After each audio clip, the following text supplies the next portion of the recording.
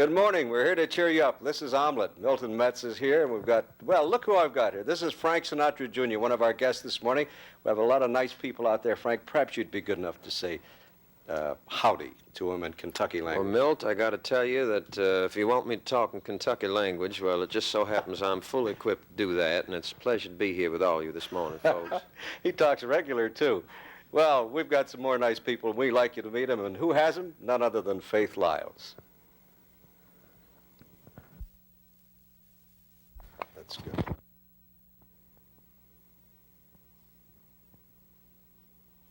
That familiar voice that you're hearing belongs to nobody else but Frank Sinatra, Jr., who was kind enough to come in and grace our studios and be on Omelet. There was a parade passing the door a while ago. They are not coming in, but they're watching. How do you handle this, or you just get accustomed to it, Frank? Well, it's being a good red-blooded American boy, Faith, it's nice to have a little bit of interest from what was called in old times the opposite sex, you know. I don't know if women who are liberated today like to be called the opposite sex anymore, but I still refer to them as that. What do you think of the feminist movement and the women libbers? Are you that much involved in it, or you think all of their things they are fighting for they should have? Well, if I knew what all of the things were they were fighting for, I could give you probably a decent opinion, Faith, but I don't really know. You know, it seems as though such motivation changes day by day. I don't really know what the goals are. Well, it's too bad sometimes the extremists on whatever is going on get the forelight and all the publicity, whereas there are some good goals behind it. Do you get tired constantly of being referred or compared to your father? No, not really. It has to do with a kind of a basic philosophy that humans require for existence something called human nature. And human nature being what it is, it's kind of a native instinct, I think, to do such things, you know, and I find it rather demonstrative of the fact that when I get that kind of attention, it means that interest is being shown, so that it's better than having none at all, you know. How close in touch do you stay with Frank Sr.? Well, that kind of is left up to the phone company most of the time because of the fact that I travel so very much, you know, as he does. And between our two travel schedules, usually most communication is made by long distance, you know. Now, you're in town, I must mention, to appear tonight at Bill's Supper Club for a one-night engagement. What will you do, a combination of different type songs, or what else? Yes, our show, Faith, operates with a very, very simple premise, actually. We have a 9-piece band, and we have 2 singers. I have a lady whose name is Lottie Jones, comes to us from San Diego, California, and we perform the vocal music, and we have a wonderful 9-piece band, which is led by my old friend and conductor for the past 10 years, Larry O'Brien.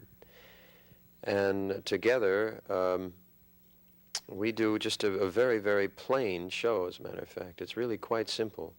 What type of music, basically? Mostly popular, or do you get involved with the more current type? Well, our music, Faith, covers the gamut from the Gershwins all the way to Blood, Sweat, and Tears. And it, whatever is,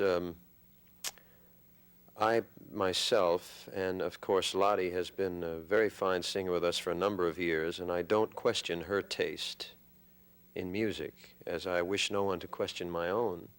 So that when we produce our show and pick the music, the only necessary requirement of the music is that it be good music, you know. What do you do when you're not traveling and singing? What do you do for relaxation? Well, there's very little time for that, Faith, strangely enough. My organization travels approximately 42 weeks each year, and the average distance is roughly 140,000 miles each 42-week period. Our show has appeared in all 50 American states, in all Canadian provinces, and in 37 other countries on all continents.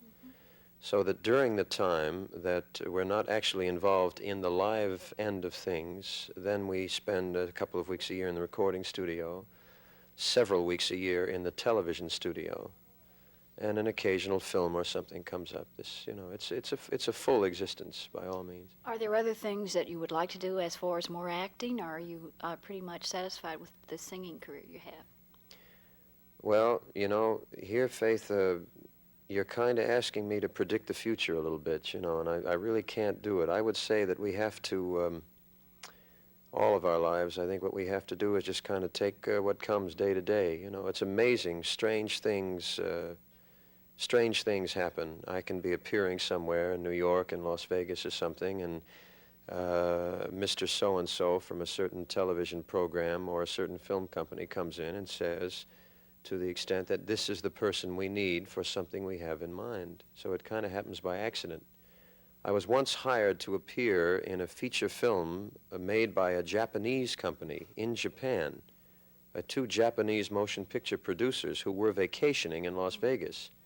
And they were casting a film that involved several American actors, and they saw my show one night, and the one particular man, he said to his aide in Japanese, he said, "That's him. That's the individual we need for this part that we seem to have been having trouble casting." So when the show was over, I went to the restaurant, and all of a sudden I was surrounded by a whole flock of Orientals all in the black business suit, and I said, "This is it. They're taking over." So they then hit me with what it was they had in mind, and that kind of became the movement of my life for the next 3 months after that. Well, did you see the final version, and did they have the Japanese sound over your voice? Oh, no. It was in English? It was a true story, this particular incident. It was a true story about some American GIs stationed in peacetime Japan in 1960. And I was in pretty good company. We had Dale Robertson, we had Dina Merrill, we had some very good American people in the film. So the American portion was English, and the Japanese portion was Japanese. So even though you travel to that extent, your schedule is flexible, so you can take advantage of such things if they arise or occur. Well, you have the right idea, Faith, and my people and I go to great pains to keep exactly what you said in reality, to keep that flexibility going. Sometimes it's not easy, What about your social life? Well, unfortunately, with all the travel and everything, there's very little time for that, It really You're is so unfortunate. serious, Frank. Well, I had no idea that someone who, before we went on the air, who said she was so inexperienced would ask such good questions like that. They are. It's pretty sharp for 9 o'clock in the morning, I'm interested in the fans you have. I know the young girls are interested. Do you have many of the older ladies who remember your dad follow you and want autographs and such? Well, not in that light, Faith. Not in that, not that kind of what was once called hero worship. No, it's today. It's more or less the music end of things is so totally diversified. We have rock songs, we have folk songs, we have all different kinds of music.